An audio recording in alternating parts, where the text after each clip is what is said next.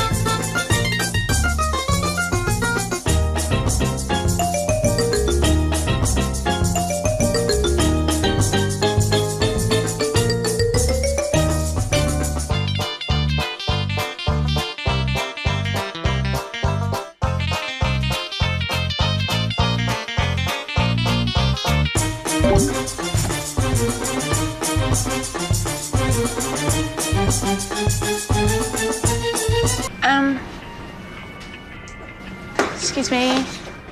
Hello.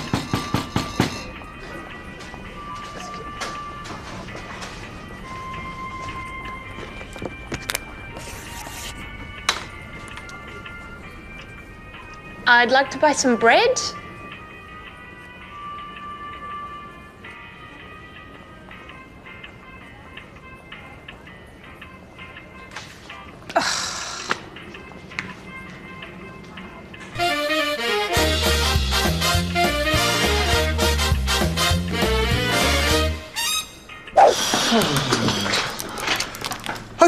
What's next? Have we ever done pants?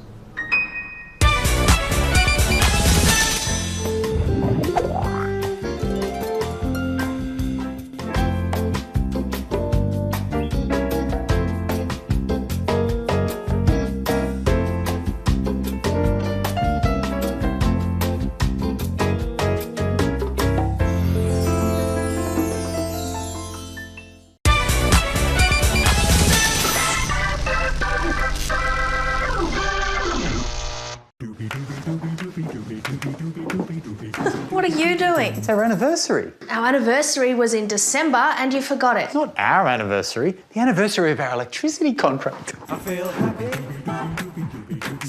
And then, when I first signed up, they gave me a 20% discount.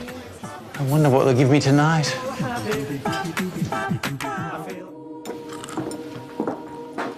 No show, huh? Electricity companies offer big discounts to get people to sign up, but don't assume those are locked in forever. Ooh, they sent me a new contract. Read the fine print.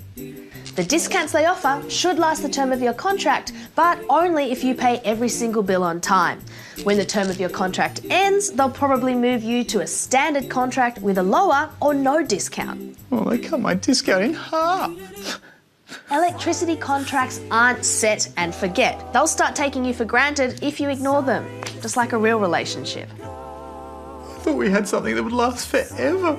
Well, at least you remember this anniversary. Put a reminder in your calendar for when the term of your contract ends, so before that happens, you can shop around to see if there's a better deal. Or if you want to stick with what you've got, contact your provider and ask them for the best deal they have now. They won't do it automatically, but they might offer you a similar discount, especially if you say you're going elsewhere. Power companies do have to notify you about changes to your plan, but they don't seem to go out of their way to make it clear that you're losing your discount.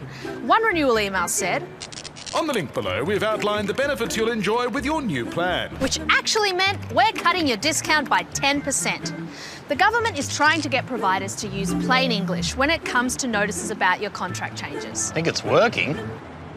But you still have to be proactive, so put your electricity contract anniversary in your calendar with a reminder. And maybe put any other important dates in there while you're at it. The cat's birthday? The goldfish. Serving suggestion. Jordan's Crispy Oat Clusters. Mom, I'm hungry. Just a sec.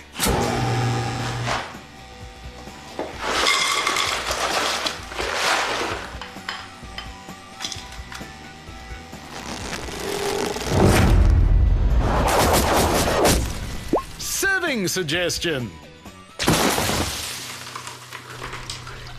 Milk, love? Talking sheet. Sheets. They're literally just a rectangle of material you use while you're mostly unconscious, but they can cost anywhere from $20 to $2,200 for that. But what's the difference between a classic and versatile choice that will suit any bedroom and sheets that cost 110 times more? Because pretty much all sheets claim to be the most luxurious thing going. And fit for a Royale? Hotel Royale, the ultimate in luxury. Embassy Royale, uncompromised luxury. Palazzo Royale will remind you of the most luxurious European hotel bed linen you've ever slept on. That's my bed? Oui. European luxury. Please don't. If you want to be able to sleep at night after you buy sheets, mindfully woven textiles. You need to know what all that mindfully woven marketing actually means. One thing they make seem really important is thread count. 983, 984. A number which could be anywhere from 180 to 2,000. 900, damn it! Many people assume a higher thread count means a better quality sheet. It is important. A higher thread count means higher quality, stronger, and a longer lasting investment for your bed. Yeah, not necessarily. Thread count refers to the number of threads in a set area of fabric. But there's no industry standard for what the size of that set area is, and it varies between countries and manufacturers. Hey, no, what are you doing? I was just gonna... Our artisans have skillfully selected the finest yarns and fibres to create extraordinary fabrics which form the foundation of our beautiful bedding collections, featuring sophisticated yet timeless designs. And you were just going to draw all over it? Yep. European brands generally use 1 square inch to measure thread count, but many other brands use 10 square centimetres. So, a 250 thread count on one set of sheets could be the same as a 312 thread count on another, and the way thread count was measured is hardly ever disclosed on the packet. Are you going to buy these now? God no, they've got writing all over them. What's more, some manufacturers make their thread counts seem higher than they really are. The US chain Bed Bath & Beyond was caught counting each separate ply in a thread, so they could claim sheets had double the true thread count. If a sheet claims a thread count of 1,000 or higher, it's almost certainly counting individual plies rather than threads. The CEO of linen maker Boll & Branch says the maximum number of threads you can fit onto a square inch of fabric is generally no more than 400. And when we asked the School of Fashion and Textiles at RMIT University to analyse these sheets, they all failed the square inch measure, while 2 brands even fell short on the more generous 10 square centimetre measure by more than half.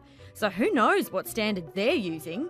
So, thread count is a little bit bullshit. Your main consideration should really be what the fabric itself is made of. A cotton polyester blend is the budget-friendly option. It's durable, wrinkle-resistant, and fast-drying, which is great for kids' beds. Hey, get off! Just be aware that polyester is a synthetic fabric, so it tends to be hotter than other materials. Check the label. The less polyester in the blend, the cooler the sheets should be. And don't you want the coolest sheets you can get? We don't sell those here. Pure cotton sheets are good all-rounders. They're breathable, lightweight, and suit any budget. You'll find a queen set for anywhere from $50 to $500. Why are those ones $500? Because they're hotel-weight luxury. Okay, this is another common marketing claim in the world of sheets. Sorry, mindfully woven textiles. Hotel style. 5-star hotel quality. Quintessential hotel luxury. But what gives hotel sheets their distinctive feel? We asked these 5-star hotels what type of sheets they use, and in most cases it was pure cotton with a thread count of 300 or 600. The thing to remember about hotel sheets is that they're washed and ironed every day. So if you really want that luxury hotel feeling at home, you might have to hire a maid. And let a stranger sleep in them every second night. I'll have the continental breakfast. Good night. Do you want your pillow? Yes, please. You'll also come across Pima, or more commonly, Egyptian cotton. These are both varieties of what's known as extra long staple, or ELS cotton. The individual fibres in the threads of ELS cotton are longer than in regular cotton. That means they're stronger, smoother, and less likely to pill. But as with all premium products, they tend to come with a premium price tag.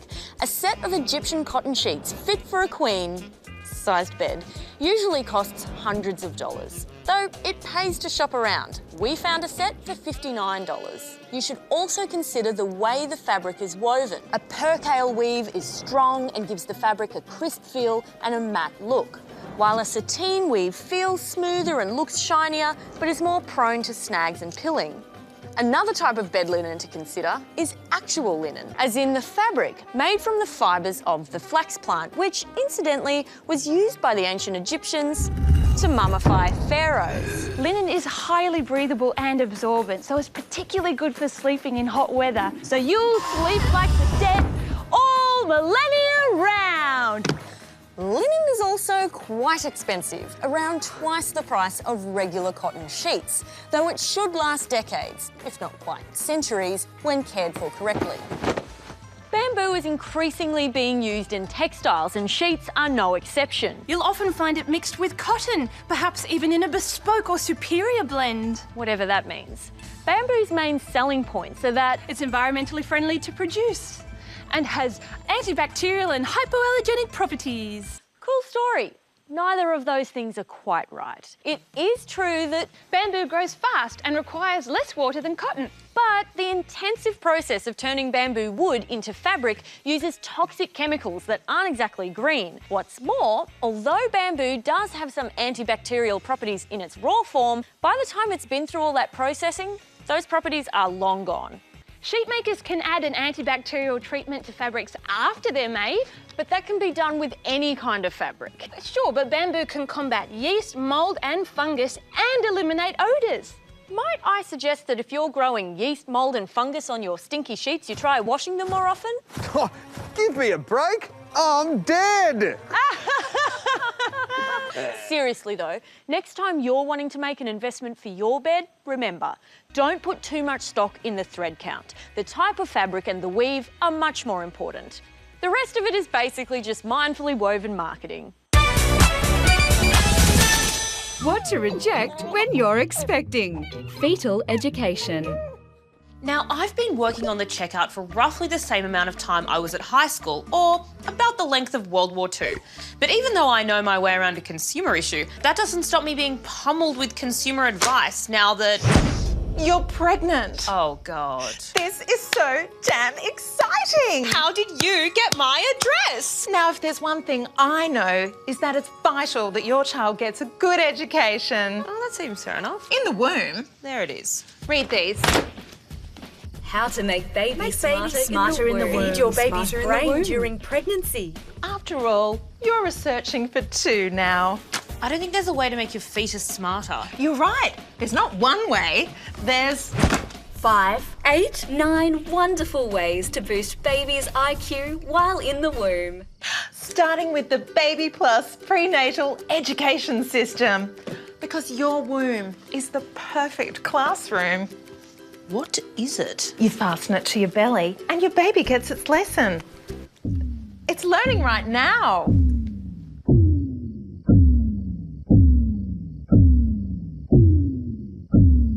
That's it. That's just lesson 1. We can go to the advanced lesson 4.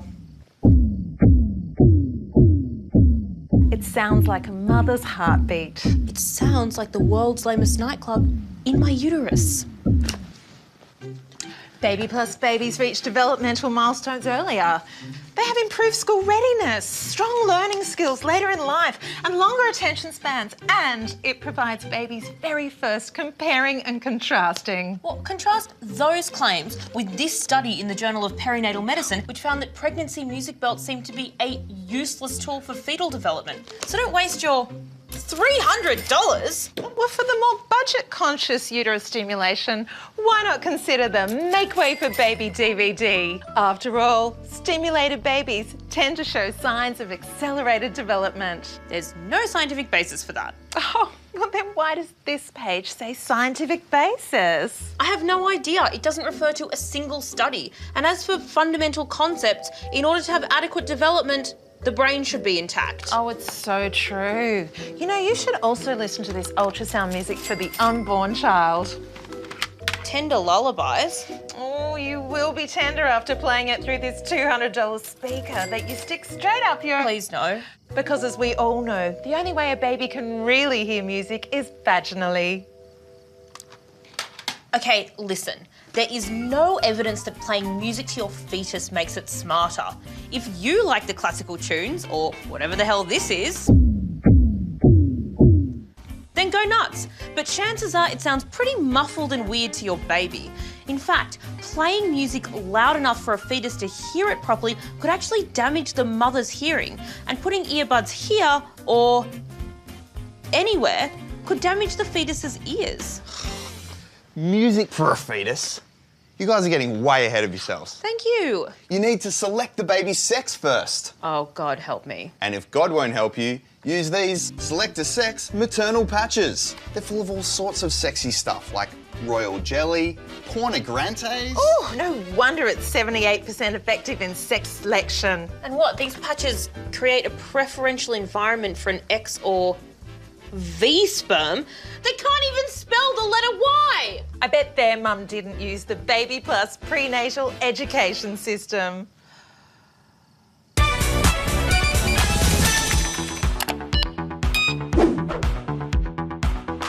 Hello, and welcome back to FUtube, the viewer complaint segment that puts the FU in consumer, even though there isn't one. That's confusing. Anyway, first up tonight, it's Chris. Chris owns a PlayStation 3, or PS3, but he's had a bit of a run-in with the maker of PlayStation, Sony. Poor young fella. Actually, I'm 31. Sorry, I just assumed. Anyway, after over a decade using his PS3, recently Chris got a message when he tried to sign in saying that he'd been banned due to violations of the PlayStation Network user agreement, when he'd done nothing of the sort. Actually, I did violate the terms of service. Okay. I modified my PlayStation 3 so I could play PlayStation 2 games I'd already paid for, including a favourite of my wife and mine, Simpsons Road Rage. Chris says the Sony ban means he can't use 25 PS3 games and 45 PS4 games that he bought and paid for. I don't think Sony should be able to remove games I legitimately paid for. It'd be like turning up at my house and taking all the discs I bought in the last 10 years. Turning up at someone's private property, breaking into it and stealing their stuff. Surely Sony wouldn't condone that sort of behaviour, but this ban feels like grand theft to Chris. And clearly, Sony is fine with it. But if a standard form consumer contract has terms that are unfair, the consumer law voids those terms. For example, a gym contract that said the location of the gym could be moved up to 12 kilometres was found to be unfair to consumers. So, let's look at the Sony Network user agreement. And a quick squiz at the termination clause shows Sony says it can do basically whatever it wants if it thinks that there's been a breach. So Chris, you are up against the most terrifying PlayStation character of all, the lawyer. Our decision is final. We will not enter into any further discussion. And you're certainly not the only one who's got this gripe about PlayStation either. An Irish gamer who lost 7 years' worth of games when he was banned told The Sun that he is suing PlayStation. Mind you, The Sun also reported this. Mum fears a ghost keeps peeing in her toilet while she's at work. These examples highlight just how powerless digital media consumers can be. And it's not just gamers. The same's true for ebooks, apps, online music services, and many other online content platforms that are cloud-based. So is the PlayStation user agreement an unfair contract? Honestly, Chris, it's hard to say. Unfair contracts are a complicated area, and ultimately, only a court can decide. But, well, let me try and explain in a way that works for you. The consumer law says that a contract could be unfair if there's a significant imbalance in bargaining power. Hey, big boy, look at me! If the term's not reasonably necessary to protect the legitimate interests of the business. And here comes the laser. Or if it causes detriment, which certainly seems to be the case for you, Chris. And it specifically mentions terms that let one party decide if the contract's been breached, which is exactly what the PlayStation contract does. Unfair contracts cases are harder than consumer guarantees. But Chris, we agree with you that Sony depriving you of all those games that you paid for is unfair. So a complaint to Consumer Affairs might be worth a try. Who knows? The consumer law might help you get back in the game. Who's number one? We're number one, that's right. And finally tonight, it's Pauline. Pauline didn't want her face on television, but she's okay with us showing her skeleton because her question's about Voltaren Osteogel. Pauline noticed that Voltaren Osteo has exactly the same active ingredient as Voltaren Emu Gel? Ooh. It's Emulgel. Oh, there's an L in it. Idiot. I noticed Voltaren Osteo was more expensive. And another viewer, Julie, points out Osteogel and Emulgel come in the same size box and both cost $20.50. The Osteogel is 75 grams and the Emulgel is 100 grams. the only difference between ordinary Voltaren and Voltaren Osteo is the easy to open cap.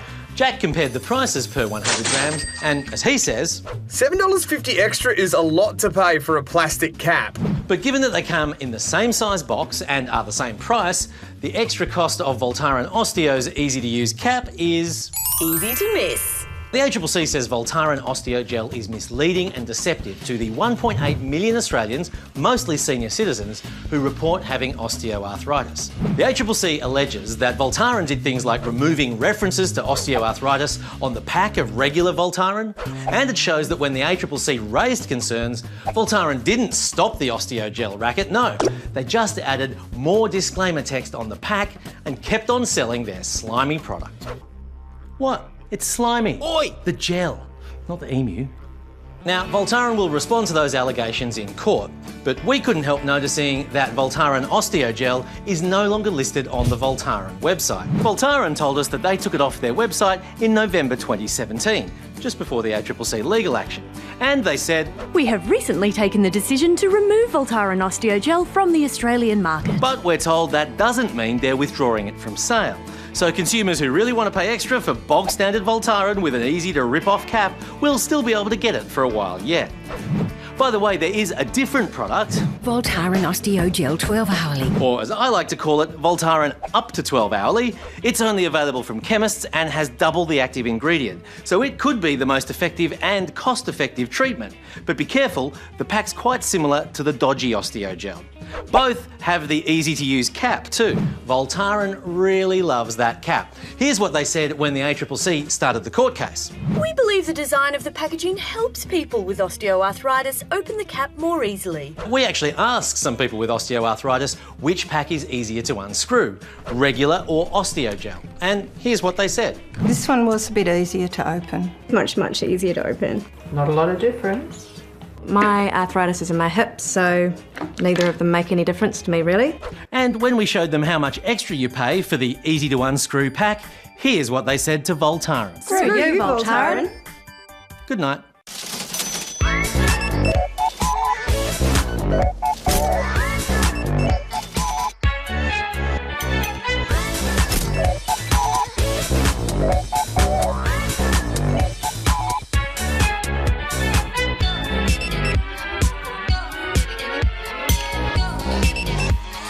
Checkout is complete.